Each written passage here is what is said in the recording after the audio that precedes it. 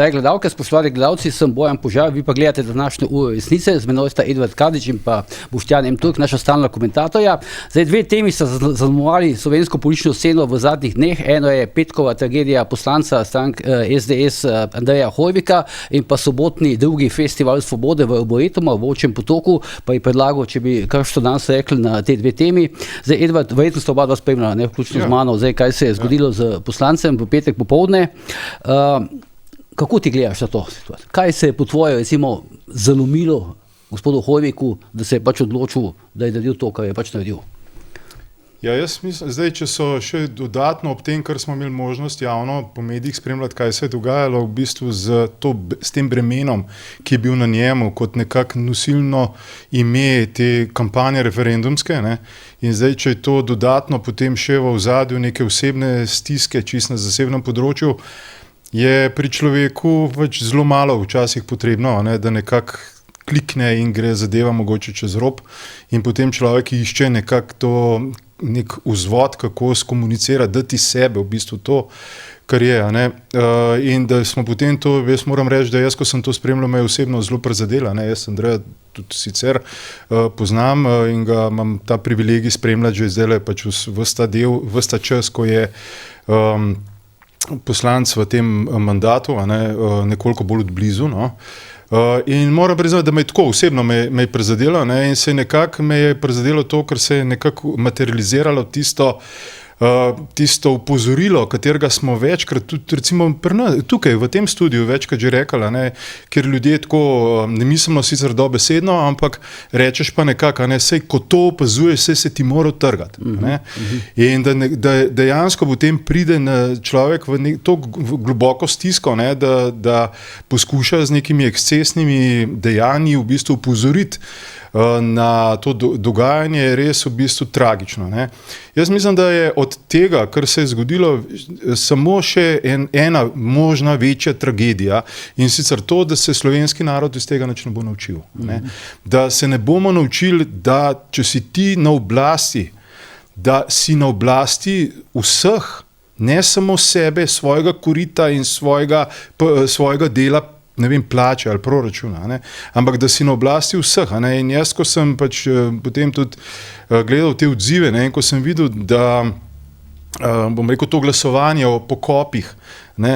Da prideš na neko točko, kjer ti je res, da nimaš tistega mečken tiste pietete do umrlih, ne? Da bi izglasoval tisto možnost pokopati te ljudi, meni se zdi to naravnost grozljivo. Ne?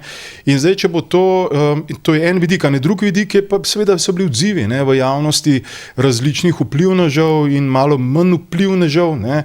Kjer vidiš, da je pač nek odstotek ljudi v bistvu samo manifestira to greznico, ki občasno bruhne, ne, v javno mnenje. Se do teh odzivov, si še mislil priti, Edvard? Ja, sej se lahko vrnemo, sej to je, bom rekel, zelo bogata materija za komentiranje, ne, ampak ta lekcija, da se ne bomo iz tega naučili to, da se daje glas ljudem, ki si ga na nek način, ne bom rekel, da si ga ne zaslužijo, ampak da je njihov glas veliko manj pomemben, kot jim ga mediji ali pa različni kanali pripisujejo.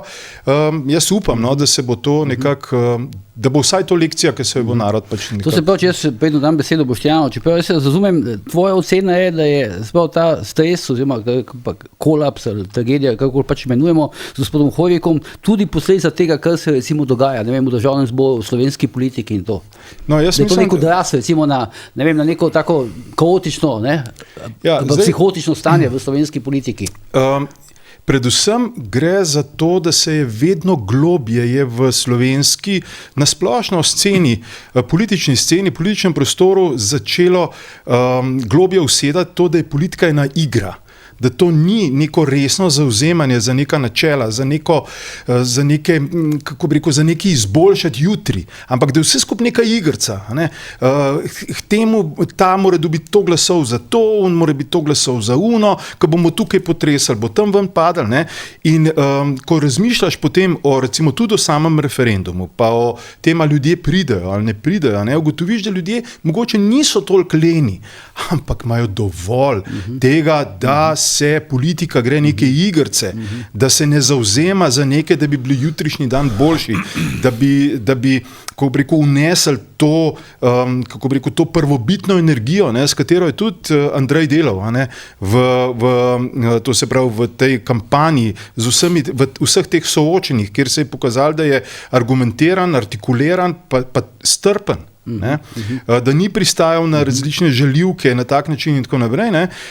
In zagotovo je mogoče ta dogodek z Hoyvikom v bistvu neka taka širša manifestacija te notranje nemoči, kjer pred očmi naroda v bistvu opazujemo, to zapravo pred našimi očmi gledamo nek razkroj v bistvu tistega osnovnega motiva, zaradi česar naj bi politika kot neko urejanje družbenih zadev v bistvu odigrala svojo vlogo, ne? Da je postala neka igra, ne pa več urejanje, dejansko urejanje. Ne? Izvoli, Boštjan.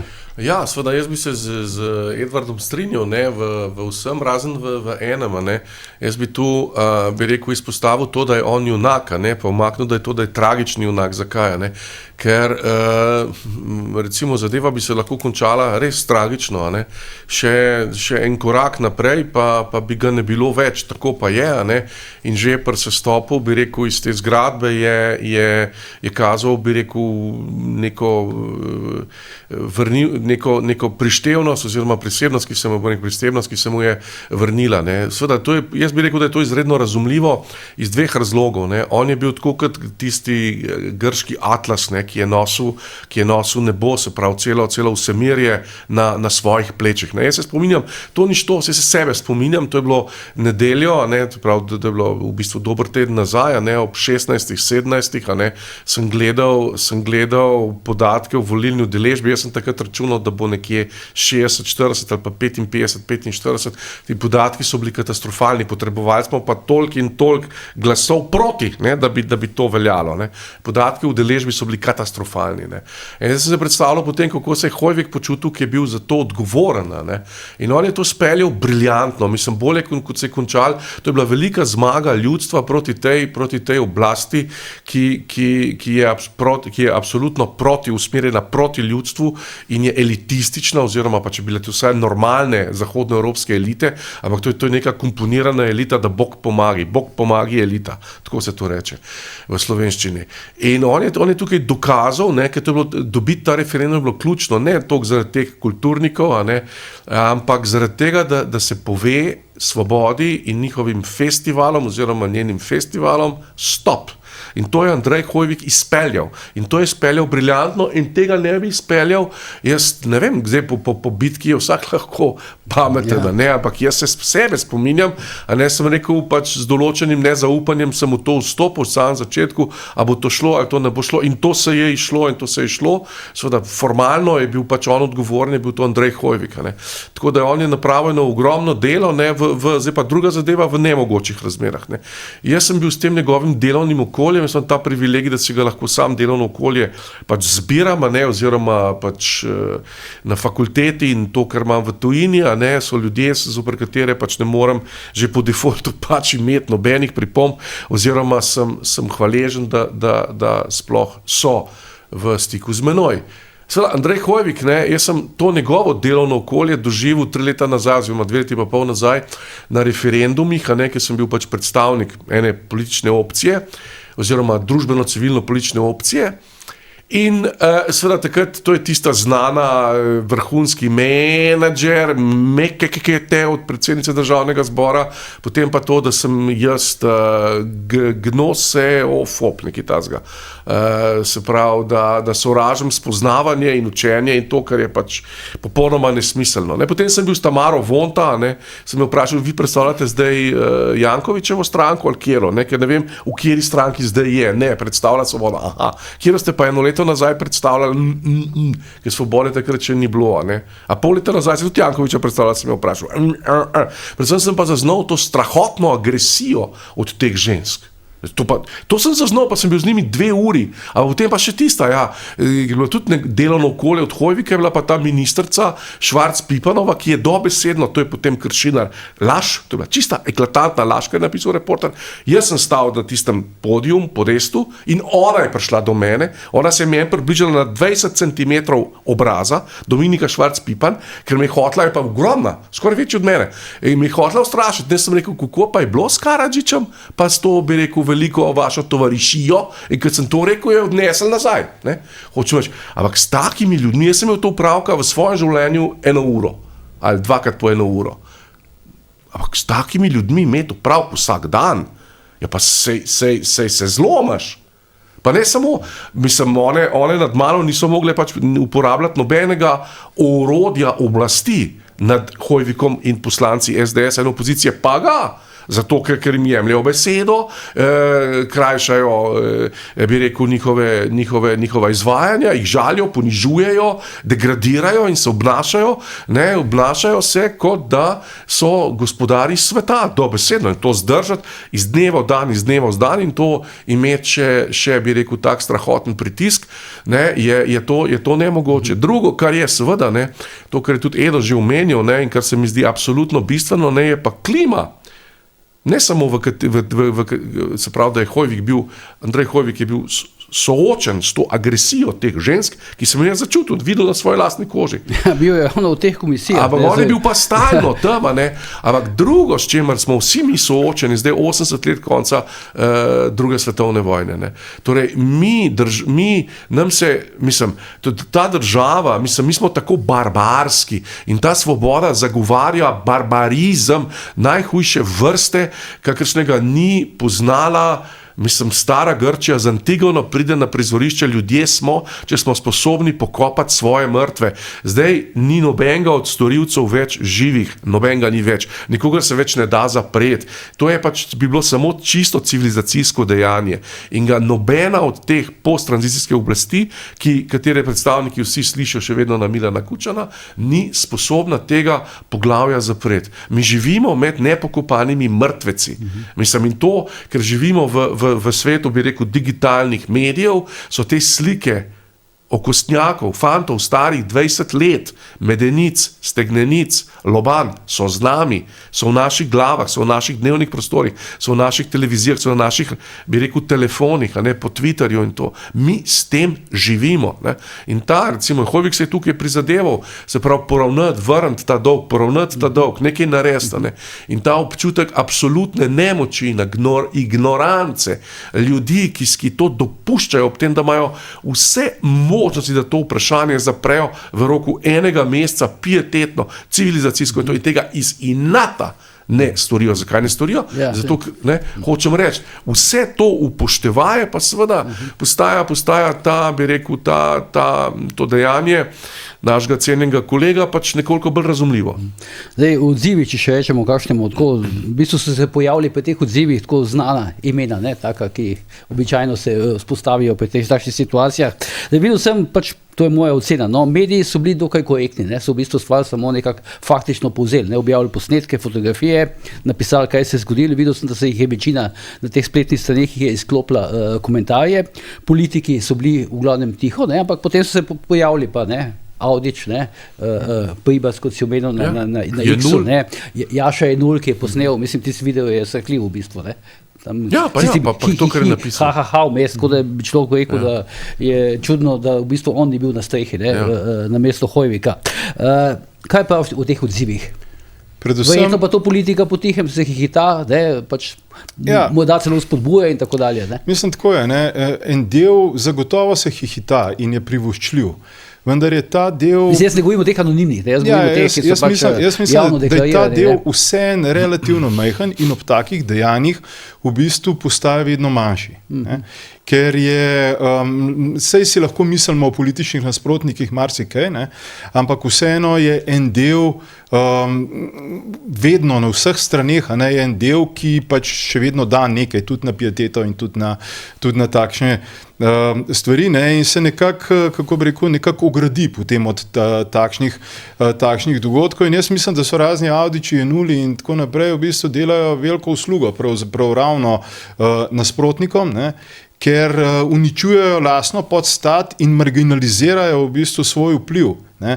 Zdaj, če samo konkretno vzamemo to v kontekstu, ne, da se Jenull posmehuje situaciji s Hojevikom, hkrati imamo pa vsi še zelo dobro pred očmi fotografijo njega na obisku na Ministrstvu za notranje zadeve. Ne.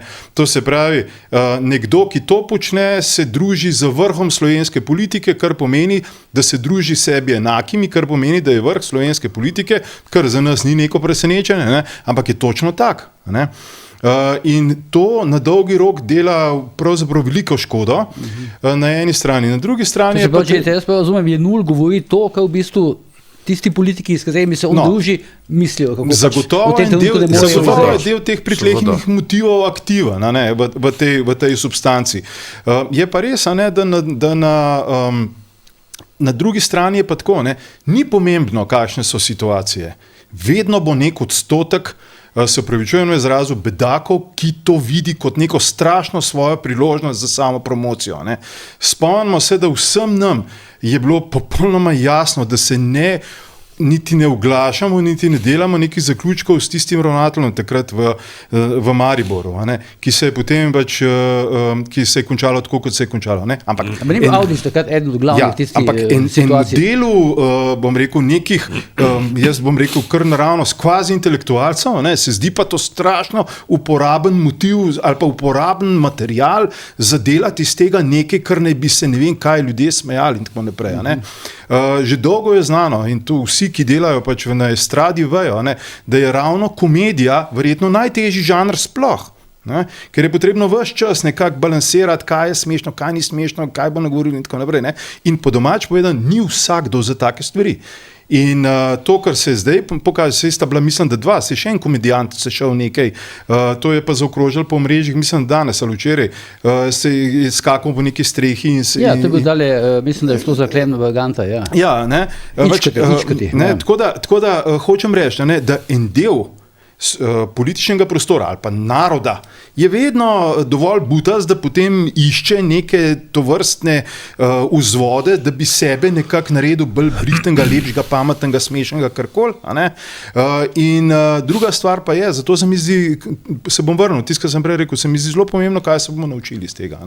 Kaj se bomo kot narod naučili, da bomo zrastali in šli pač mogoče iz te situacije, ker ne vemo, recimo, kakšna bo ne nazadnje politična prihodnost Hojevika, kaj bo jutrišnji dan prinesel, kako se bojo stvari razvijale, ampak da bomo kot narod šli nekoliko močnejši ali pa boljši ven iz vsega tega. Vsaj jaz bi si želel to.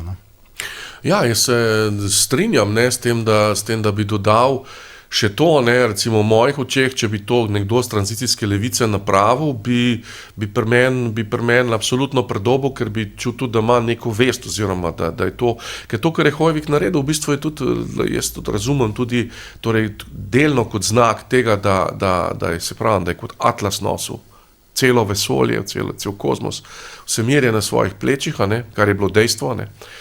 Drugo pa, da je on s tem zadal, mislim, ponižujoč in zelo pomemben udarec tranzicijski levici. Ker vsi so bili prepričani, in to so tudi stavili vso strategijo, da pač bo referendum zaradi udeležbe padel. Bilo je najbrž jasno vsakemu. Meni tudi a priorno, da bo ta referendum, mislim, če bo udeležba, ne moramo, če bo dosti glasov, ne moramo ga zgubiti, pač zato, ker ta narod pa toliko nor pa ni, da bi to podprl. Ampak seveda, in zdaj so se pač ventili lahko potem sprostili na Hojevika, to je ena zadeva. Druga pa seveda, to je pač, to je pač logika tako imenovane osvobodilne fronte, oziroma to, kar naš kolega Videtič prav profit partizanstva. Recimo Novica Mihajlović, ker je bilo prav presenetljivo, ker on je novinar Dela, ki ima čez ekonomijo, če jaz to prav razumem. On gre posegati v to vprašanje, ki se ekonomije niti najmanj ne tiče in se priduša čez Hojevika na svojem Twitterju. Mislim, halo? Halo, z katerega naslova pa? Pa človek samo to pomisli. Imeli smo v petek posvet o medijih slovenskih, kjer smo ugotovili, da recimo to sem jaz ugotovil, pa to v tej oddaji povem, da slovenski tiskani mediji delujejo v izrazitem nasprotju tako z UNESCO-vimi kot z Münchensko deklaracijo, z vsemi deklaracijami, namreč zato, ker se te deklaracije sklicujejo na to, da poročanje medijev ni nekaj kar tako, ampak da je poročanje medijev etično dejanje. In slovenski mediji so v tem kontekstu neetični. In seveda Novica Mihajlović, seveda ni bilo nobenega od mainstream medijev, kar seveda jasno kaže na njihov strah pred razgaljenjem in strah pred resnico. Boštjan, on da rekel polovin, da po dosegu smo mi mainstream mediji. Ne, se pravim, ampak zdaj pa na to področje prihajam. Zakaj je to Novica Mihajlović naredil?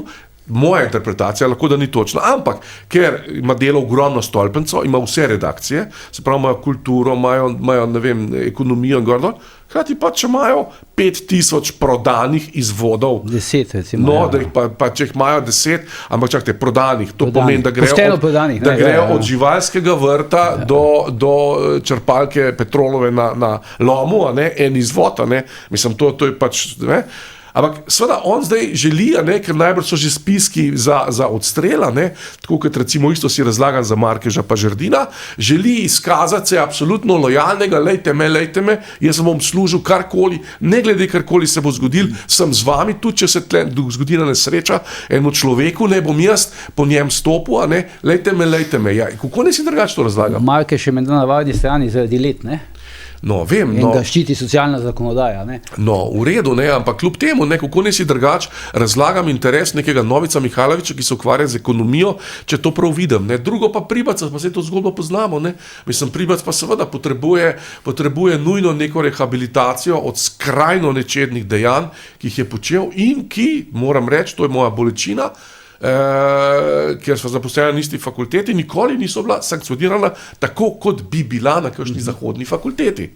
Ker ne bi bila samo odslovitev, ampak bi bile pač vse kazensko pravne konsekvence iz tega. Oni so naredili nek uvod pri tem sankcioniranju. Seveda, mislim, zadeva je ta, da bi mogla institucija najprej se začeti pogovarjati preko kazenske ovadbe in odškodninske tožbe v imenu deklet, ki jih je nadlegoval. To je bilo najprej, če bi bilo neke pravice pa resnice na tem planetu, vsaj slovenskem, najprej. Da ne govorim o tem, da je knjižica pač a priorno, da se to da. Drugo, kar v zvezi s Pribacom povem, zelo bi želel, da bi sedel tam, kaj Edo nasprot mene, meni ena zadeva nikoli ni bila jasna, dobro, ta nadlegovanja, ampak on nima nobenega opusa. Ne vem, kaj je on sploh delal iz tega študentskega mnenja. Bil je namestnik vodje volilnega štaba Danila Tirka. No, dobro, na fakulteti. Pa še volitve so takrat izgubili. Vem, ampak na fakulteti, mislim, on nima, pejte pogled, on nima nobene resne monografije v tujini, nobenega resnega, bi rekel, nobene resne stvari, ki bi rekel, no, vidite, to pa je, ob tem, da v tem študentskem mnenju tudi piše, da je na izpite zamujal, pa predvsem, da ni dostavljal ocen tajništvu, kar potem pomeni, da se študent ni mogel upisati. To je vse bilo, sem to videl na RTV Selopu, so se v državnem zboru, vse, hočem reči. In on zdaj ima seveda velik interes, da diskvalificira Hojvika, ne glede na to, veste, kaj je on predaval. On je predaval etiko in moralo. Zdaj pa vi meni povejte, ali to, da se nekomu človeku zgodi to, kar se je Hojviku, a je to, da se ti z njega norca deš oziroma napadaš etično pa moralno? Vprašanje ima odgovor samo vse. Dobro, lahko sam dve besede še, če se mečkam vrnem. Jaz sem se mečkam pohecal v zadnji kolumni v zvezi z ropom Melanije, to se pravi kipa Melanije v Sevnici, in sem rekel, da pač ljudje kradejo tisto, kar je vsaj malo vredno, očitno Kidrič tamle pred Cankarjem še vedno stoji, pa ga ben noče.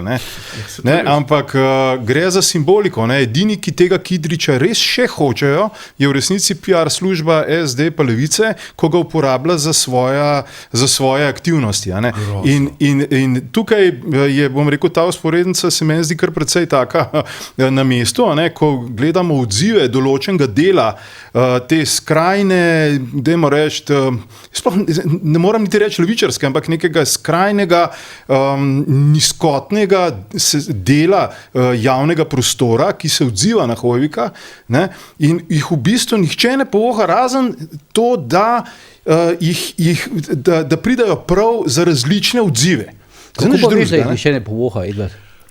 Ja, dobro vprašanje, kako vem. A ne?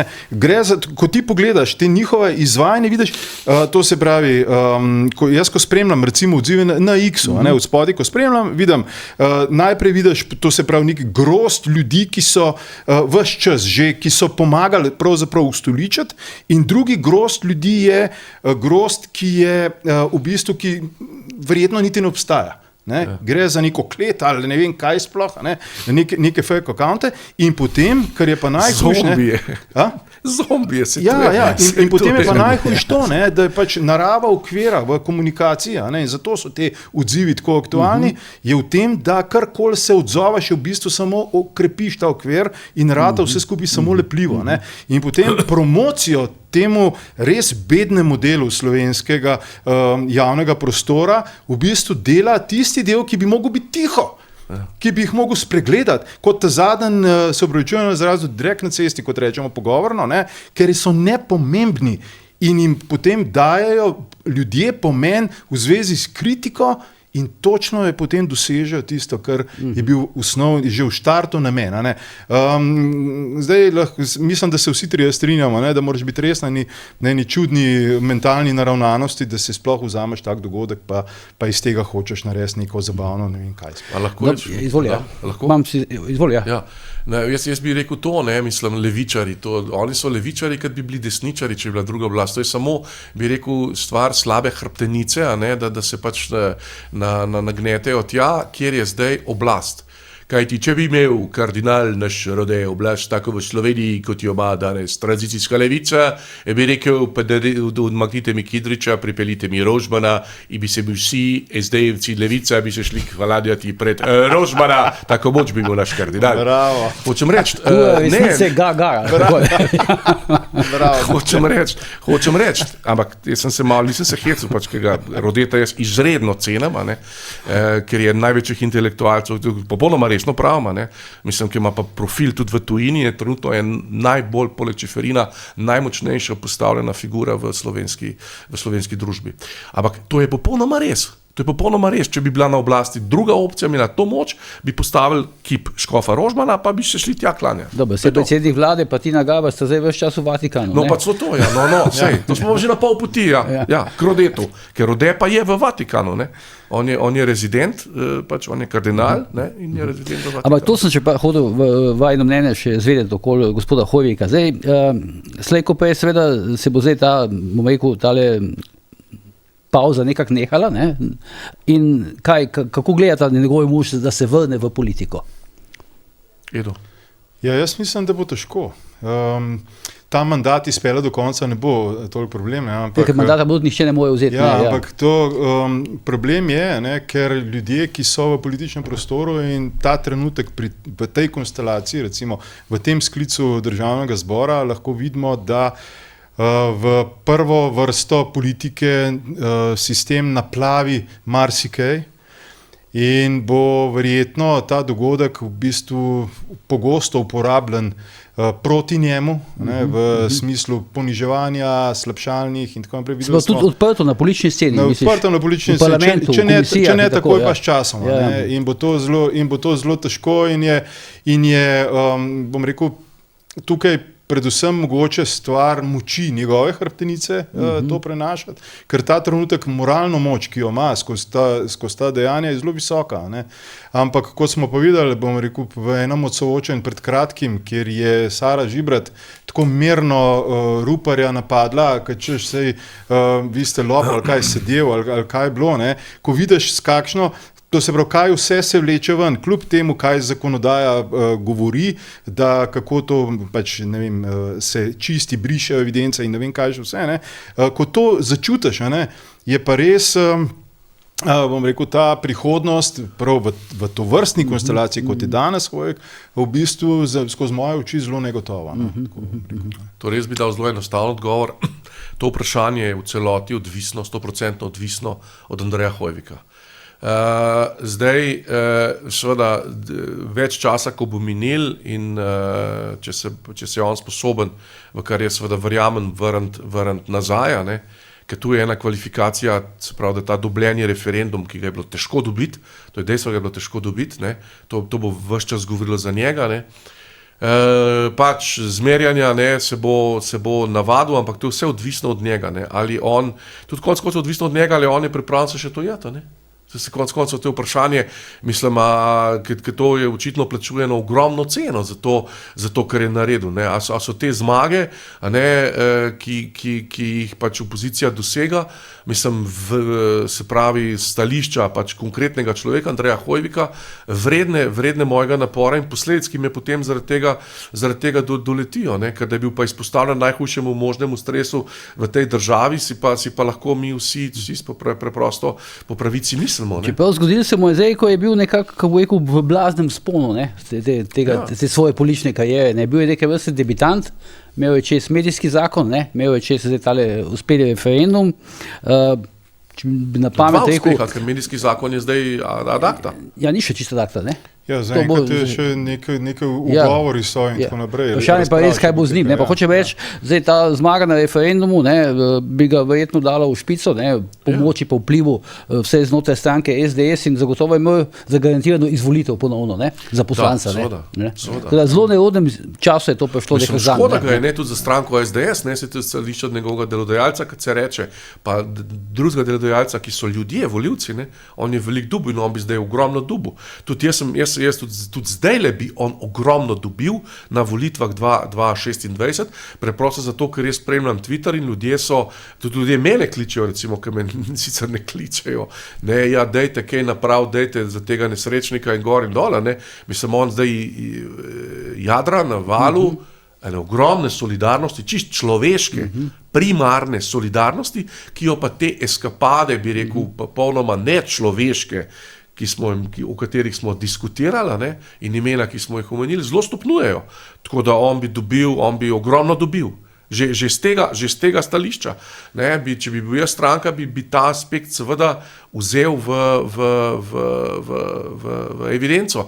Ne, on bi ogromno dobil, ker nihče ga ne obsoja in ljudem je res zlezel pod kožo. No? Mislim, se je čisto logično, zmaga to stvara, ne, in potem se mu to zgodi. Ne. Zdaj bo zanimivo videti, recimo zdaj v soboto mislim, da ima stranka kongres. Ne? Zanimivo videti, če se bo pojavil tam. Jaz nisem toliko, recimo to je zelo podobno razmišljanje, kot da rečemo, ne, ta trenutek v bistvu te koalicijski partnerji strašno zgubljajo na kredibilnosti in tako naprej. Ne. In tudi, če jutri desnica prevzame oblast, zdaj misliti, da se ta, kako bi rekel, mehanizem ali pa ta ustroj, pravzaprav, ki je deloval pred Golobovo izvolitvijo, ki smo ga, mislim, smo ga ne nazadnje občutili, jaz sem ga občutil tudi na lastni koži, ne, kako brutalno in kako v bistvu brezkompromisno, in to je, bom rekel, 10 ljudi, ki deluje v slovenskem medijskem prostoru, ki imajo, jaz ne vem kaj, na eni strani željo po dokazovanju svojim lastnikom, šefom, kakorkoli že, ne? Na drugi strani pa moč, ki jo dobijo skozi posamezne vzvode, ki je praktično skoraj neomejena, glede na to, da denar ni posebno vprašanje, ne?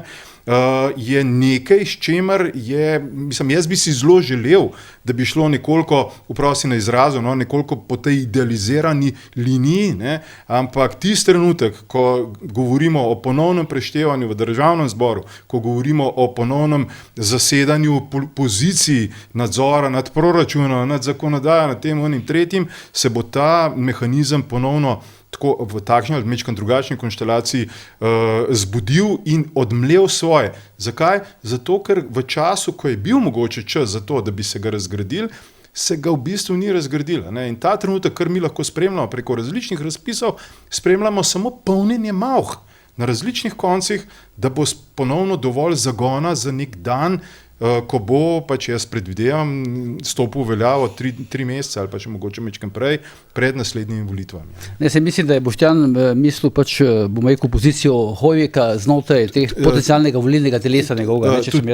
Tudi jaz se referiram na to, ne? In jaz se v tem smislu strinjam. Ne? Jaz predtem, ko sem pomenil, ne, da je v bistvu res zahtevno, kaj je pred Hoivikom v bodoče, ne, je pa ravno ta vidik, ne, kjer pač se igra na neke, dajmo reči, zelo brutalne dele igre, ne. Tam je pa pač pravo vprašanje. Čeprav zdaj Boštjan pa zdaj to, kar je on govoril, ne, na vrhu državnega zbora, tisto ni bilo čisto neracionalno. Ne? To, kar je povedal, je imelo nek svoj smisel. Ne? Te vdaji, da to je bil protest, to je bil en velik protest, ena najbolj skrajna oblika protesta, ne? Tudi zato ima toliko popularnosti. Ne? To so ljudje razumeli dvojno. Prvič, dobil je strašno bitko, ne? V kateri je bil recimo temu ranjen, ne? Ampak on tudi ranjen naprej protestira, ne? On ni govoril neke iracionalne zgodbe, ne? Ali pa počel iracionalne stvari, ki jih je počel Igor Pribac v 4. nadstropju filozofske fakultete. On je govoril racionalni jezik. To je bil jezik protesta, zato sem tudi govoril pač o njegovem delovnem okolju, ki je toksično. Jaz sem ga začutil enkrat. Hvala Bogu, pa je bila vmes, kot je bila zdaj je bila miza. Ne? Ampak on je bil pa temu stalno izpostavljen. Ne? Tako da, in zanimivo, ne? On je v tem svojem, kot praviš, racionalnem govorju je pač tudi rekel konkretno, ne? Da ne zameri nič Jaši Jenulu. Ne? Zdaj ga pa Jaša Jenul v bistvu najbolj napada. Ne? Vprašati se treba, jaz vedno pravim, vprašati se treba po morali in etiki ljudi, ki se najbolj sklicujejo na moralo pa na etiko, pa glas ljudstva, da so oni glas ljudstva, ne, ljudstvo ga ni niti prosilo, kaj še lepo oblastilo. Da bi bil glas, ja. Ja, seveda ne. Kje so ga pa prosili? Kje pa je pooblastilo? Kje je pooblastilo? Hočem reči, ne?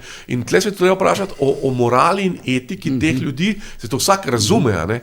Ne, da tle neki šepa. Ne? No, tukaj je še zelo zanimivo, ne, ko ti praviš to delovno okolje. Ne, to delovno okolje politika v resnici ni samo delovno okolje recimo v državnem zboru, ne, ali pa to neko strankarsko dogajanje, ne, ampak je to delovno okolje v bistvu vsak prihod na RTV Slovenija v oddajo, ne, ali pa na Pop TV, ne, je ves čas to, bom rekel, golomazanje v javnem, to se pravi predvsem v medijih. Ne?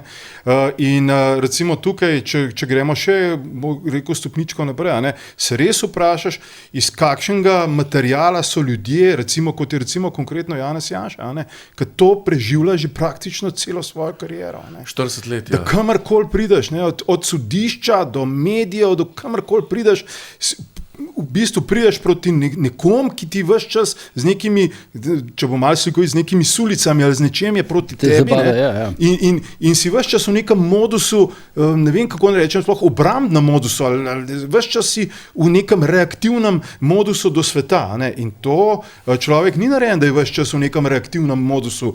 Človek je narejen, da ta svet soustvarja, ne da se brani ves čas za neke svoje poteze, ki jih je naredil ali pa tudi, ki jih ni naredil. Ne?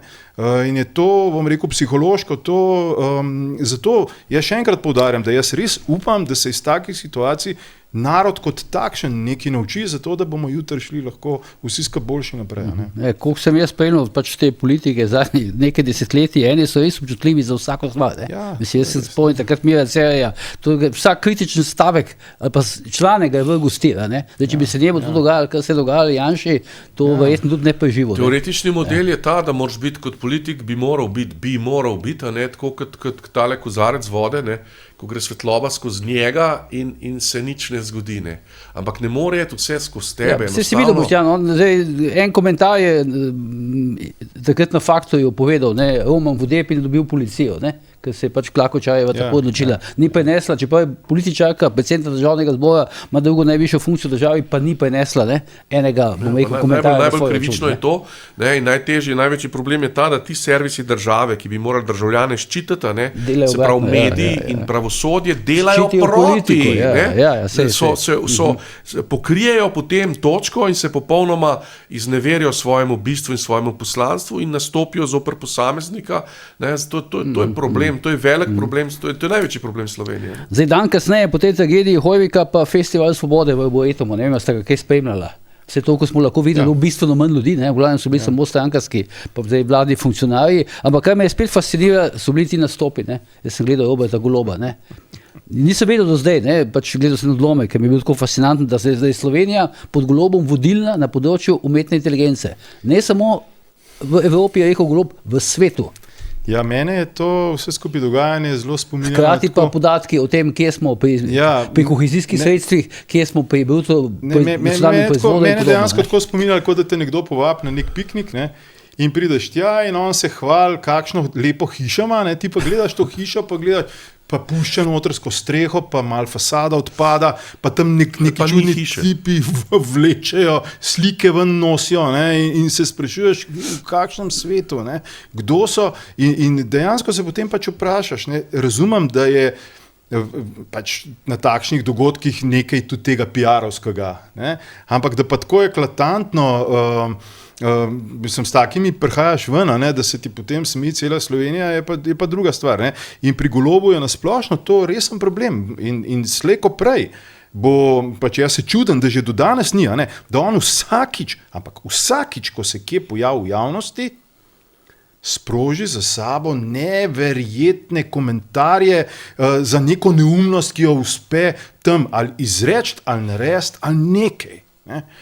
Jaz se spomnim na začetku mandata, če se spomnite že tistega, v bistvu, pa smo takrat rekli malo nevšečnosti v zvezi z Melonijovo, tam, ker ni vedel niti kam ne stopi in kaj in kako, pa potem napore PR službe o tem, kako ga noben prav ne razume, in tako naprej. In do danes, ko mi poslušamo dobesedno v nekem, kjer so mednarodni, objektivni to se pravi neki izmerjene neke vrednosti, kažejo na to, da smo ravno obratno od tistega, kjer je.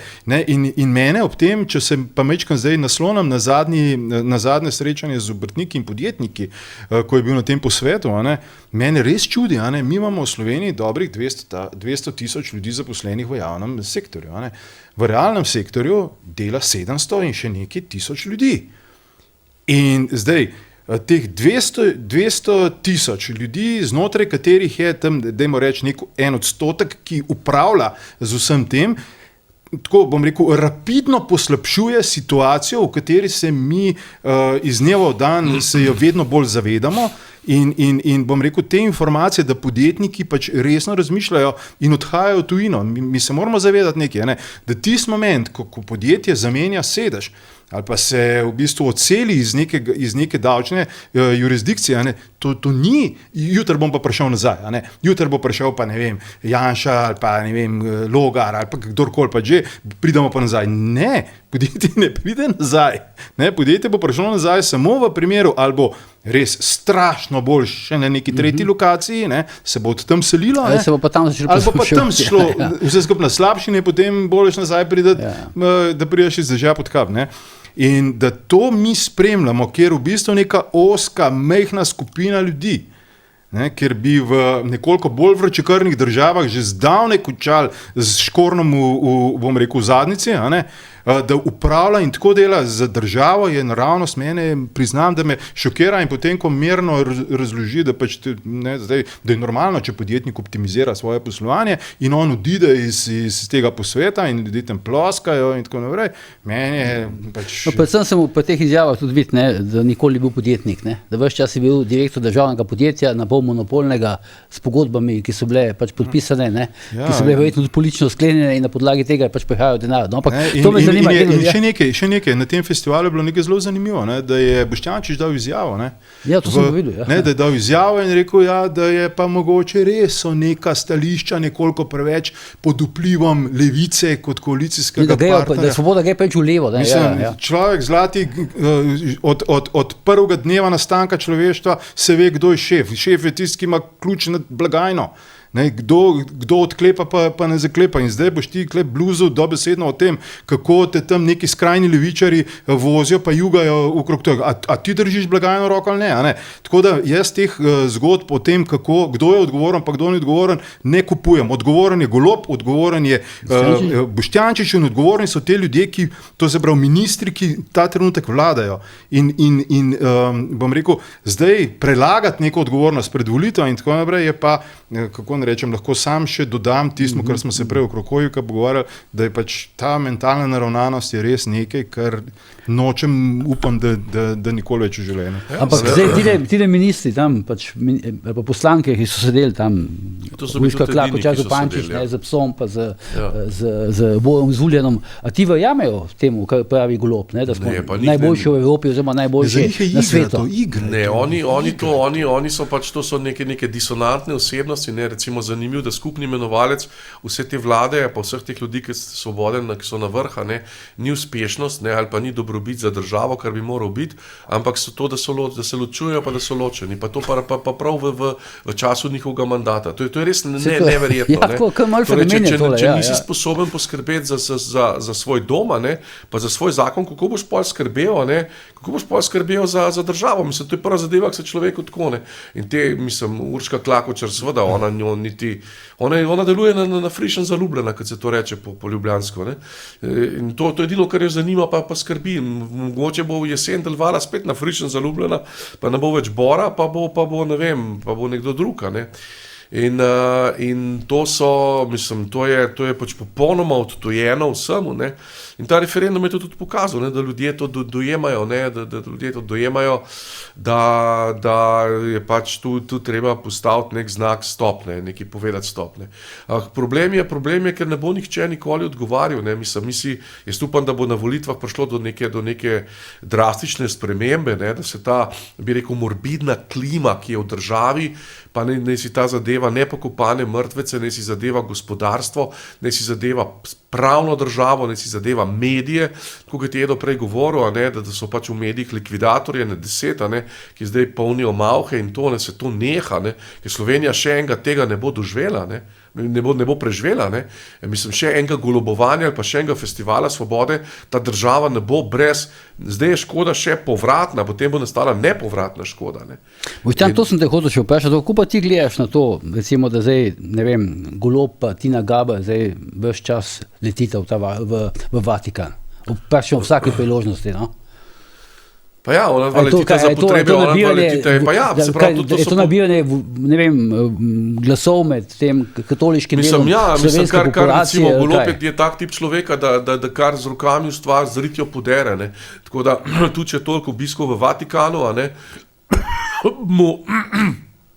mu ne bo, bi rekel, veliko koristilo, ne, to sem prepričan. To je spet nek slog Instagram blefiranja, ne, ki je pač običajni slog vsega, kar počne, ne. Tudi ta zveza njuna, ne, nastala kot je pri letih, kot jih imata, ne, je to pač slog Instagram blefiranja. Ja, ampak zdaj sem videl, da se je prvi zgodil, da je tudi recimo nek zelo lev medij, kot je recimo Mladina, ne, v uvodniku opozoril, ne, na problematičnost te zveze, ne. Gregor je Povš je pojavil približno tretjino uvodnika, da je pisal v Golobu po Tini Gaber, ne, da je to sporno. Ja, oni iščejo nadomestek, ne, zato ker je vse. Jaz sem prvi zdaj videl te izraze, ne, da jih uporabi nek novinar, ki sodi recimo tako med leve aktiviste, da je Golob izrazito zlorablja, ne, državno funkcijo za to, da pač, bom rekel, se dela užitke v zasebnem življenju. Jaz bi se navezal na to, kar je Boštjan v bistvu prej omenil, ne, da te ločitve, ne, gre za v bistvu spremembo okolice, znotraj katere ti funkcioniraš, ne, kar pa kaže predvsem na to, ne, da je to se pravi na neki liniji osebnostnega razvoja, ne, da so ti ljudje bili na nekem nivoju osebnostnega razvoja, ki ni bil ravno državniški, ne, ampak še politikantski, ne, ampak v bistvu tretjerazredni. In potem, ko so se prebili v prvo vrsto, tako ali drugače, ne, so se notranje začeli spreminjati in naravno je, ko se človek notranje spreminja tudi okolico, to se pravi družbo ljudi, s katerimi je, in žal so običajno prav partnerji oziroma te najbližji žrtve tega. Spohoče, da to ni naključje, ne? Ja, jaz tega ne vidim kot naključje, ne? Jaz vidim to kot nekaj, kar je mogoče res težko napovedati, kdo pa kdaj, ne? Ampak vidiš v bistvu ta neka notranja transformacija. Ne? Pravi izziv tega pa je, ne, da ti, ko razmišljaš o vodenju države, poskušaš ali pa si želiš dobiti na čelo države ljudi, ki so izdelani, ki imajo razčiščene pojme, ki vejo, kaj pomeni ugled, bonton, protokol, neke manere. Že v trenutku, ko je predsednica Državnega zbora skakala tam po tisti rdeči preprogi, mislim, da je 3/4 Slovenije rekel, bog se usmil, kaj smo mi to dobili. In potem, ko spremljamo vse te različne dogodke, od bom rekel, zdaj zadnjega rokovanja Goloba pa tega pač novega papeža, to pokrivanje rok in tako naprej, da si res rečeš, pa ljudje zlati, mislim, to so ljudje, ki so zelo preprosto, bom rekel, navzven kažejo, da niso dorasli svojim položajem. Kaj šele navznoter? Kaj šele bom rekel, vsi tisti, ki imamo, bom rekel, koga vseeno poznamo po kakšnem ministrstvu, ki je nekoliko bližje ministrskim pisarnam, vemo, da je trenutna struktura je milo rečeno, bom rekel, strašljiva, da bi javnost to vedela. Tudi zato je recimo ena od mojih tudi v javnem prostoru ambicij, naj se čim prej nekaj zgodi s to zgodbo, tako kot je Boštjan rekel, vprašanje, če je Slovenija sposobna še en mandat golobovanja kar takole mirno prenesti, ker več... Pri papežu še nekaj... Neč ne rečem, vse je prav, da gresta, ampak vedno je nek čudno občutek visi v zraku. Pri papežu je še nekaj, zakaj? Ta papež je po profilu drugačen, hvala Bogu, tako kot se zdaj kaže, recimo njegove prejšnje izjave, njegova stališča, ki jih je izražal, ga uvrščajo med bolj konzervativne, že to, da je registriran volilec republikancev v Ameriki, pove ogromno. To papež prejšnji, o katerem sem ne bom zdaj povzemal, pisal sem pa za Požar report, mislim, da prejšnjo nedeljo, pač to nikoli nikakor ne bi bil, in iz tega marsikaj sledi. In tudi sledi to, da Združene države Amerike še nikoli niso bile tako močne po letu 1945, kot so danes, ker imajo v rokah dve ključni orodji sveta. Ekonomijo in denar in duhovnost. Trumpa in papeža. Pa orožje pri Trumpu. Hočem reči, hočem reči, imajo Trumpa in papeža. In tega še nikoli niso imeli. In to seveda nek Repovž, ki če kaj razume to, te reflekse, najbrž je prišel kakšen telefon, pazi, tole pa ni fajn, če bi hotel k Frančišku, se najbrž sta hodila tudi k Frančišku, treba tiste reakcije pogledati. To je pač to je pač spet nepremišljeno. Tle se mi zdi, Repovž mu je svetoval, naj ne jemlje več Tino Gaber na ta srečanja in spet jo je tako, bom rekel, kljubovalno. Ja, pa se na ta srečanja ne hodi Robert Golob, na ta srečanja hodi Tina Gaber, z njo pa prije Robert Golob. To je tako zamišljeno, To ona zdizajnira pa te medvedki, ki sta jih nesla tam nekje, mislim, meni bi bilo neroden izkoriščati. Ki imajo to zdaj humanitarno noto, Ja, mislim, en otroček je bil hudo bolan za levkemijo in to je dobil medvedke in te medvedke, zdaj meni bi bilo to nerodno, ker to je onkraj neke dostojnosti, onkraj pa sem iz zdravniške družine, in vem, kako zdravnik gleda, mojemu očetu tega ne bi naredil. Zato, ker to je podcukrano, to je kič, to je preforsirano. To je preforsirano. Ja, ampak tukaj bi se samo jaz navezal tisto, kar sem prej rekel. Tebi bi bilo nerodno, ker si že dosegel nek nivo razumevanja protokola, nečesa, kaj se spodobi in tako naprej. Te ljudje morajo pa še tja prideti. In očitno je njihova pot do tja precej trnova, da ne vidijo teh reakcij publike. Edvard, zdaj pa prvič, da se ne strinjam s teboj. Glede česa? Ti ljudje tja ne bodo nikoli prišli. Okay. Razumeš, ti ljudje ne vidijo, ne slišijo, kaj jim narod oziroma publika prigovarja. Da je enostavno, tako kot si ti rekel, to je enostavno neverjetno. Se tudi bojim, če ne bodo ponavljali tega mandata, da bodo te zveze šle na razen. To sem rekel. Bo spet ta situacija, o kateri je Edo govoril, novo okolje bo nastalo. Ja. Torej, ta ekstatičnost in ekstaza, zaslepljenost in opojnost od oblasti, ki jo kaže to vodstvo, predvsem predsednica Državnega zbora, s temi paradami oziroma plesa pa skakanja na rdeči preprogi. To je, a veš, ko se enkrat ta ekstaza neha, potem je ekstaza, ko se enkrat neha gor, potem se začne dol. Mislim, to je, in da se svoboda norčuje iz človeka, ki je omagal potem, ki je storil veliko delo, a ne, mislim, ne, da drugemu jamo kopleš, sam vanjo padeš, da se ne bo to zgodilo.